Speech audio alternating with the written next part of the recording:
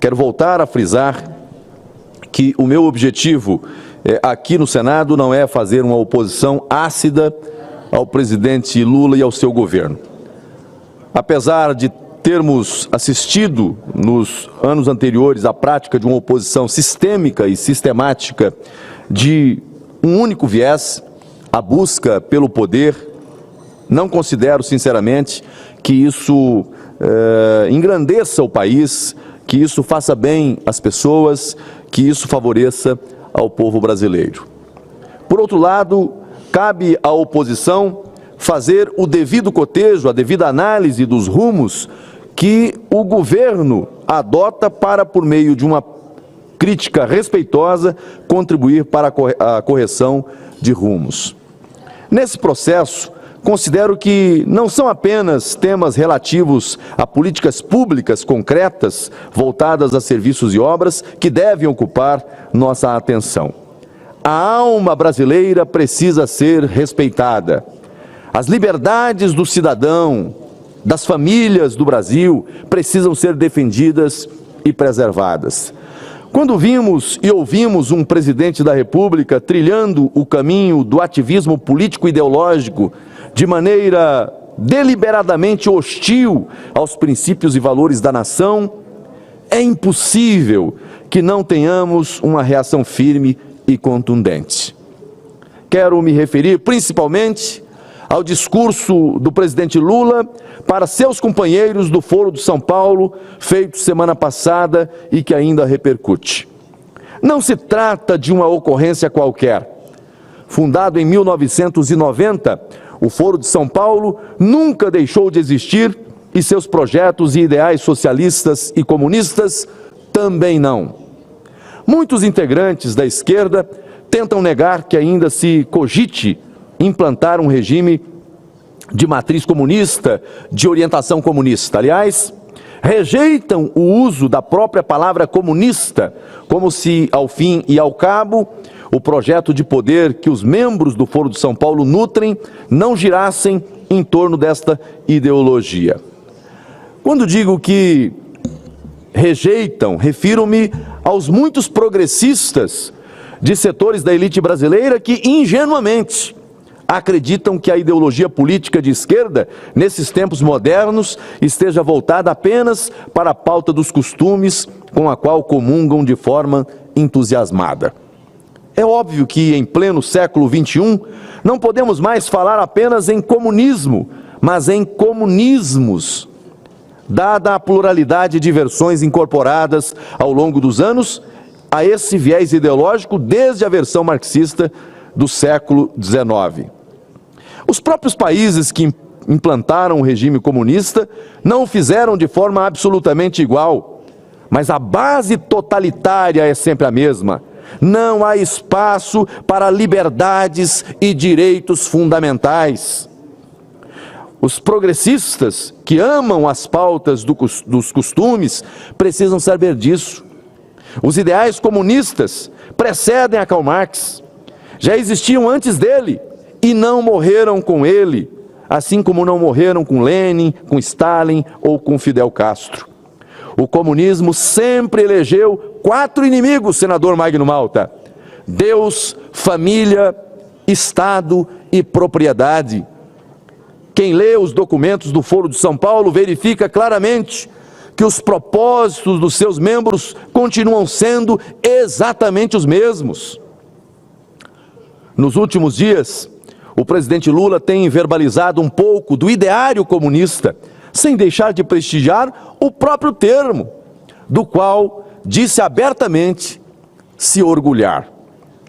Em relação à propriedade privada, vem destilando seu ódio há muitos dias, como já fez seguidas vezes em relação ao setor agropecuário brasileiro.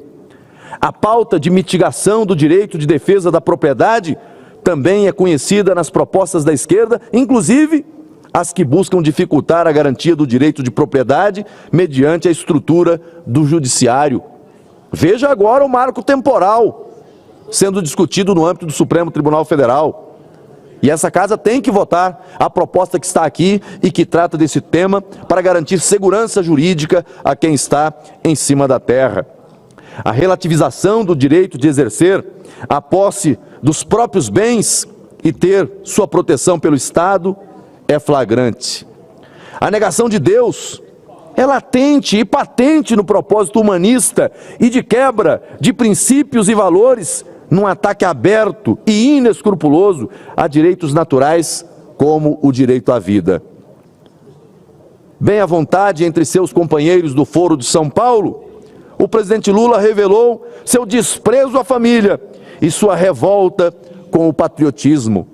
Nas palavras do próprio presidente, a temática é enfrentar o discurso do costume, o discurso da família e o discurso do patriotismo. Não é fala da oposição aqui, é discurso do presidente Lula lá. Ora, a negação desses valores fundamentais, todos relativos às liberdades individuais e coletivas, é um terrível ataque à nação brasileira. Não é apenas um ataque à democracia, mas um ataque à própria nação, à alma brasileira, ao povo brasileiro e à sua história. Um marxismo cultural indisfarçado, pregado por um dirigente político à frente de um Estado nacional e, portanto, detentor de poder conferido através do voto.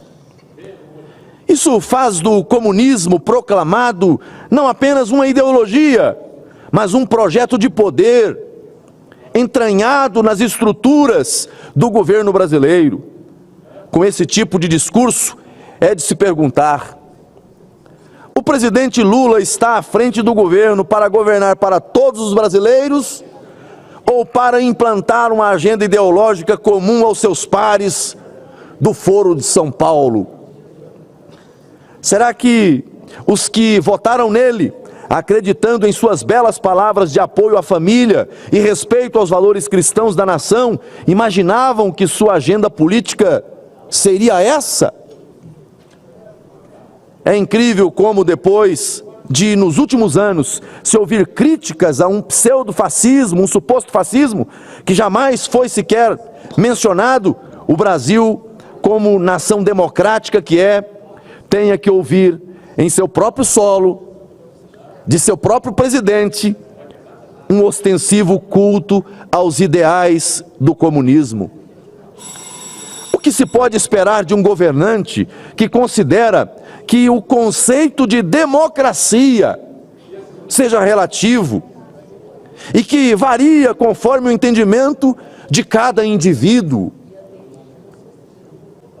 Olha, se fosse o ex-presidente a dizer essa frase, certamente que a militância petista, a esquerda brasileira, já estaria a pedir a prisão de Bolsonaro por uma frase dessa. Mas é o Lula que disse, foi o Lula quem disse. Eu vou lembrar ao presidente Lula, citando alguns trechos da carta que ele fez, que ele escreveu ao povo evangélico, na reta final do segundo turno das eleições de 2022, e qual era a posição dele sobre os temas que agora ataca. Depois de falar de liberdade e de direitos individuais e coletivos, em sua carta, o então candidato prometeu manter esses direitos e cuidar das famílias brasileiras.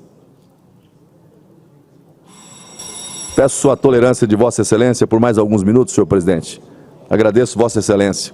Eu vou repetir a última frase, para que todos os brasileiros saibam como foi o Lula candidato e como está sendo o Lula presidente da República. Depois de falar de liberdades e de direitos individuais e coletivos, em sua carta, o então candidato prometeu manter esses direitos e cuidar das famílias brasileiras. Declarou a respeito da fé, assumiu o compromisso de fortalecer as famílias. Eu passo a ler agora, meu caro senador Espiridião Amin, um trecho da carta do então candidato Luiz Inácio Lula da Silva, que agora prega contra o discurso de família, discurso de apoio à família. Ele disse, abro aspas, o respeito à família sempre foi um valor central na minha vida, que se reflete no profundo amor que dedico à minha esposa, aos meus filhos e netos. Por isso, compreendo o lugar central que a família ocupa na fé cristã. Também entendo que o lar e a orientação dos pais são fundamentais na educação de seus filhos, cabendo à escola apoiá-los, dialogando e respeitando os valores das famílias, sem a interferência do Estado. O então candidato Luiz Inácio Lula da Silva disse mais, abro aspas, a preocupação com as famílias brasileiras deve ser integral. Queremos dar às famílias prosperidade e segurança. O lar é uma garantia de proteção. Nosso projeto de governo tem compromisso com a vida plena em todas as suas fases. Para mim, a vida é sagrada, obra das mãos do Criador, e meu compromisso sempre foi e será a sua proteção.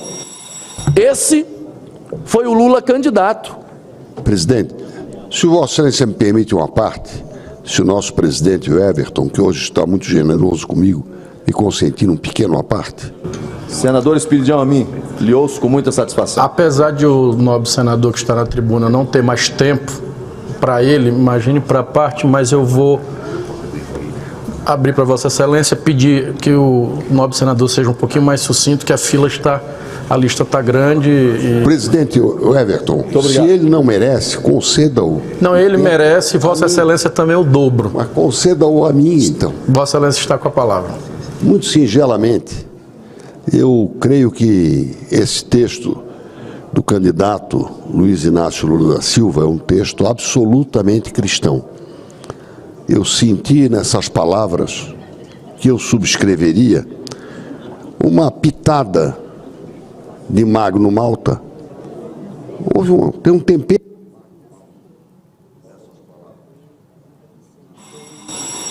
Uma quase coautoria do meu primeiro padre confessor, meu saudoso padre jesuíta Werner José Soel.